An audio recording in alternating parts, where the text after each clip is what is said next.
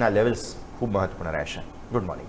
બિલકુલ yes, good morning. હવે જે ગ્લોબલ જે ચિંતા કરવી છે ને આપણે ઓલરેડી કહેવાય કે પહેલાં કરી ચૂક્યા છે, એટલે સ્વાભાવિક છે કે આપણે એડવાન્સમાં ચિંતા કરી દીધી છે. અને હવે આજે આપણે ગિફ્ટ નિફ્ટી ફ્લેટ ઓપનિંગના સંકેત છે. તો પ્રશ્ન એ છે કે હવે આગળ શું કરવું, કારણ કે સ્વાભાવિક છે કે 10 વાગ્યા પછી મોમેન્ટમ પણ વધશે, કારણ કે આરબીઆઈ દ્વારા જે પણ ફેસલો લેવામાં આવશે એટલે મોમેન્ટમ જોવા મળવાની છે. તો એ બધા વચ્ચે શરૂઆતમાં અને પછી શું આપણે ધ્યાન પર રાખવું એ આજે આપણે ખાસ કરીને વાત કરી લઈએ. તો સૌથી પહેલાં આપણે ડેઇલી ચાર્ટ સમજીએ નિફ્ટીનો. નિફ્ટીના ડેઇલી ચાર્ટમાં તમે જોશો તો છેલ્લા 3 દિવસથી કોમન વસ્તુ શું છે, અને એ છે કે ન્યૂનતમ સ્તર તમે ઓપન થાય અને તમે ઘટાડા સાથે ઓપનિંગ બાદ રિકવરી આપો છો, રાઈટ. 3 દિવસ તમને એવું થયું છે, અરે એ સારી વસ્તુ છે.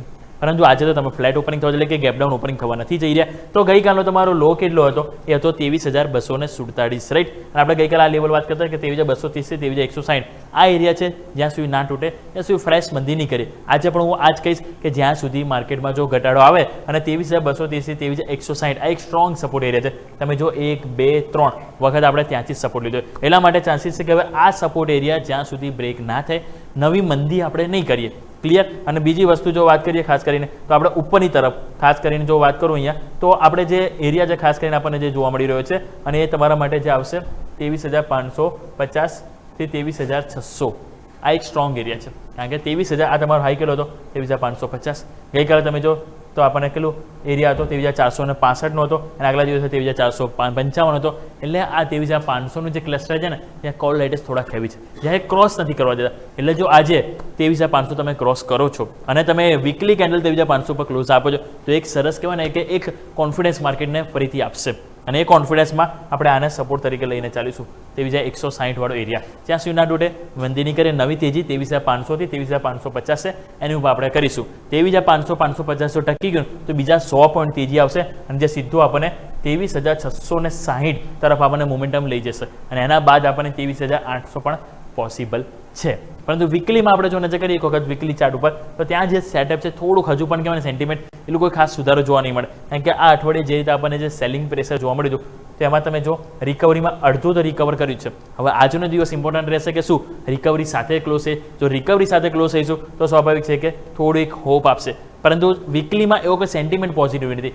વીકલીમાં સેન્ટિમેન્ટ પોઝિટિવ માટે તમારે 10 વેમાં ઉપર ક્લોઝ થવું જરૂરી છે. અને 10 વેમાં તમારે કેટલો આવે છે 23,780, અને એ તમારે કેટલું છે 23,800. એટલે ડેઇલી કેન્ડલ અહીંયા વીક જે કહેવાય ને લીડ કરશે વીકલીના કેન્ડલને સપોર્ટ આપવા તેજી કરવા માટે. તો ડેઇલીમાં આપણે શું લેવલ છે 23,500 વાળું લેવલ છે, 23,500, 23,550 એની ઉપર ટકીશું તો 23,800 તરફ જશે. અને 23,800 પર રેઝિસ્ટન્સ તમારો 10 વેમાં આવશે, અને પછી 23,800 પર ટકશું તો પછી મોમેન્ટમ કહેવાય ને ઓવરઓલ શોર્ટ ટર્મમાં કહેવાય ને કે તમને એક અહીંયાથી વી શેપ આપણને માર્કેટ ફરીથી જોવા મળશે. પરંતુ આ બધામાં સ્ટ્રોંગ સપોર્ટ શું લઈને ચાલીશું 23,160 કે જે આ અઠવાડિયા જે લો બન્યો ડેઇલી ચાર્ટમાં જે ગેપ હતો એ પૂરો થઈ ગયો, બસ એને આપણે સપોર્ટ લઈને ચાલીશું.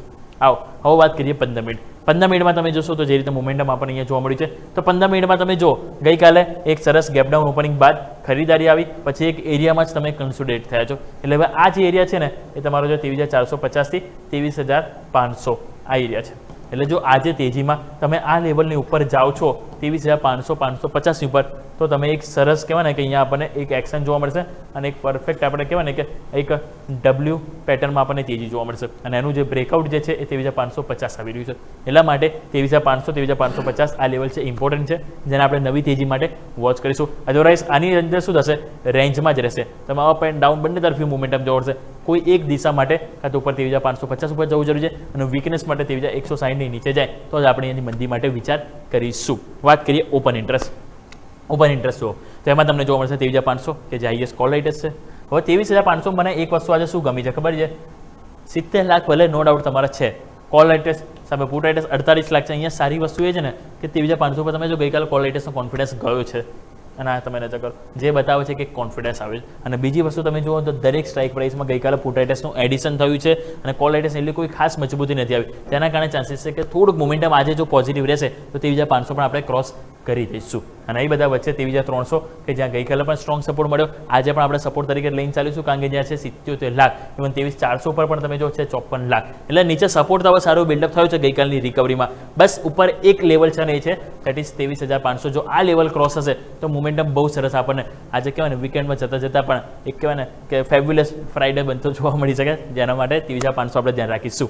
વાત કરીએ બેંક નિફ્ટી, કારણ કે બેંક નિફ્ટી આજે મોટું મહા એક્શનમાં જોવા મળવાનું છે, કારણ કે અહીંયા જો સેન્ટિમેન્ટ તો બહુ સરસ પોઝિટિવ છે કે 3 દિવસે તમે જો હાયર હાઈ બનાવી રહ્યા છો, એટલે એ પોઝિટિવ સેન્ટિમેન્ટ. ઇવન ગઈકાલે તમે જો ગઈકાલની 2 દિવસથી તમે 10 ડેમાં ઉપર ક્લોઝ થવામાં સફળ થઈ રહ્યા છો, જે જો નિફ્ટીમાં તમે નીચે છો 2 દિવસથી તમે ઉપર થઈ રહ્યા છો. હવે અહીંયા તમારું જે ઇમ્પોર્ટન્ટ જે તમારું 10 ડેમાં કેટલું છે, અને એ છે 54,200, રાઈટ. તો 54,200નું જે તમારું આ જે લેવલ છે, જ્યાં સુધી તમે આની નીચે ના જાઓ ના આજે, ત્યાં સુધી એટલીસ્ટ કહેવાય ને મંદી નહીં કરીએ. 54,200 થી 54,000 આ 200 પોઈન્ટની એરિયા છે, જે આજે સપોર્ટ તરીકે કામ કરશે. અગર જો આજે આરબીઆઈનું કોઈ પણ નિર્ણય આવે છે, ઉપલા સ્તરથી દબાણ આવે છે, અને દબાણમાં તમે 54,200 54,000 આ 200 પોઈન્ટની નીચે જાઓ છો, તો પછી થોડુંક સેલિંગ પ્રેશર વધશે. અધરવાઇઝ 54,000 સુધી ચાન્સીસ હશે કે માર્કેટ એક કમબેક પણ બતાવી જશે. અને જો કમબેક બતાવે છે તો ઉપરની તરફ પહેલાં જે ઓપનિંગ બાદ તમારે 54,300 થી 54,500, જેમ નીચે 200 પોઈન્ટ આપણે વાત કરીને, આ એક સ્ટ્રોંગ સપોર્ટ એરિયા છે. આ 200 પોઈન્ટ છે તમારો સ્ટ્રોંગ રેઝિસ્ટન્સ એરિયા છે. સો નવી તેજી માટે 54,500નું લેવલ ક્રોસ થવું જરૂરી છે. અગર જો 54,500નું લેવલ ક્રોસ કરી દીધું તો ડાયરેક્ટ આપણે 50 ડેમાં જે આવે છે 55,025, આ તરફની પણ માર્કેટ એક મોમેન્ટમ બતાવી શકે છે. સો ક્લિયર. 200 પોઈન્ટ ઉપર રેઝિસ્ટન્સ 54,300 54,500, 200 પોઈન્ટ નીચે સ્ટ્રોંગ સપોર્ટ એરિયા 54,200 54,000. આ 54,000 તૂટી તો નીચે 53,800 53,500 પણ માર્કેટ જઈ શકે. તો અહીંયા પણ આ 500 પોઈન્ટની રેન્જ છે કે જેની ઉપર આજે આપણે નજર કરીશું. અધરવાઇઝ અંદર રેન્જ બાઉન્ડ રહેશે. ઉપર જઈશું તેજી, નીચે જઈશું તો એક મંદી આપણને જોવા મળી શકે. વીકલી ચાર્ટ અહીંયા તમે જો થોડુંક ફાર બેટર છે નિફ્ટી કરતાં. કેમ?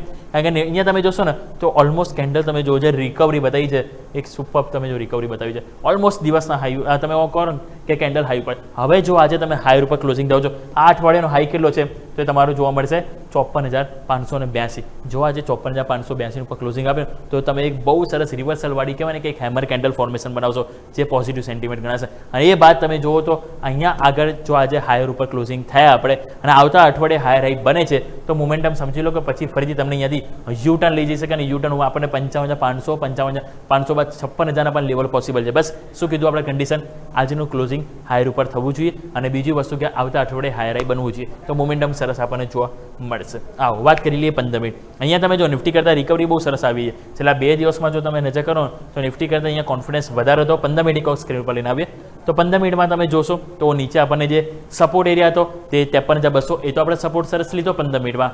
એક સ્ક્રીન ઉપર આપણે લઈને આવીએ 15 મિનિટનો ચાર્ટ. ઉપરની તરફ 54,500નું લેવલ તમે જો કે જે તમે જો એક બીટ કરવા માટે રાહ જોઈ રહ્યું છે. અહીંયા આ એરિયા હતો એ તમે સરસ કહેવાય ને ક્રોસ કરી લીધો 53,800.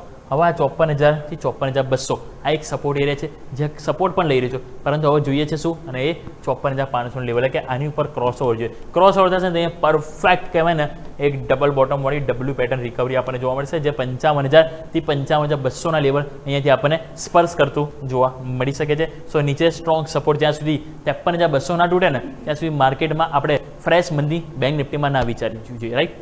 હવે વાત કરી લઈએ ઓપન ઇન્ટરેસ્ટ શું કરી રહ્યા છે, કારણ કે આજે હવે મોમેન્ટમ જો મોટી જોવા મળે છે તો ઓપન ઇન્ટરેસ્ટ ક્યાં છે કે જ્યાં એક સપોર્ટ આપી શકે છે. તો સૌથી પહેલાં તો તમારો આવશે 54,000 કે જે તમને મેં કીધું ને એઝ અ સ્ટ્રોંગ સપોર્ટ. કેટલા છે ત્યાં? ઓલમોસ્ટ 13 લાખની નજીક. ગઈકાલે 42,000 એડિશન થયું છે. કોલ રાઇટર્સની કોઈ એન્ટ્રી ગઈકાલે આવી નથી, જે કોન્ફિડન્સ આપે છે. 54,500 જે રેઝિસ્ટન્સ કહું છું કે જેની ઉપર ક્રોસ થવું જરૂરી છે, કારણ કે ગઈકાલે ત્યાં 62 લાખ આવે, 54,600 ઉપર તમે જો 63 લાખ આવે, એટલે અત્યારે થોડુંક અહીંયા પલડું કહેવાય ને કોલ રાઇટર્સ ભારે છે. પરંતુ જો 54,500 ઉપર આજે તમે અડધો કલાક ટકી જાઓ છો તે શોર્ટ કવરિંગ સરસ આપણને 54,800 થી 55,000 જે 50 ડેમાં છે એને આપણે ટચ કરતા જોવા મળી શકે છે. સો ક્લિયર. આજના માટે નવી તેજી માટે નિફ્ટીમાં 23,500નું લેવલ અને બેંક નિફ્ટી માટે 54,500નું લેવલ, આ લેવલ ક્રોસ થવું જરૂરી છે. અગર જો થાય છે તો મોમેન્ટમ સરસ પોઝિટિવ જોવા મળશે, અને સ્ટ્રોંગ સપોર્ટ તરીકે નિફ્ટીમાં આપણે 23,300 અને બેંક નિફ્ટીમાં આજના દિવસ માટે આપણે 54,000નું લેવલ છે, જેને આપણે અહીંથી સ્ટ્રોંગ સપોર્ટ તરીકે લઈને ચાલીશું. યસ.